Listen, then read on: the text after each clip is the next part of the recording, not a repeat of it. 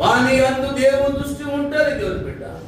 నీపై దేవుని దృష్టి ఎల్లకాలం. మనుషులు ఉంటుందా దేవుని బిడ్డ?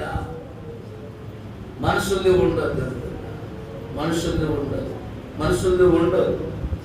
పెత్తనాలు ఉండయి, పెద్దరికాలు ఉండయి. ఈరోజు పదవులు ఉండయి, ఆస్తులు ఉండయి, భవనాలు, మేడల మిద్దెలు ఉండయి, ఒంటి నిండా బంగారం ఉండదు. నీ చేతిలో డబ్బు నీ స్వాస్థ్యం కాదు దేవుని బిడ్డ. రేపు ఏమి సంభవించునో తెలియదు. నువ్వు నమ్ముకున్నటువంటి మనుషులే కావచ్చు, ఆస్తులే కావచ్చు, డబ్బే కావచ్చు, అన్ని క్షణంలో దూరం అయితే నువ్వు లోకానికే భయపడుతున్నావు, లోకానికే నమ్ముతున్నావు, లోకానికే నువ్వు చాలా గడగడ వణికిపోతున్నావు. కానీ దేవుడు చెప్పిన మాటకు నీ వణుకు పుడతలేదు, భయం కలుగుతలేదు దేవుని బిడ్డ.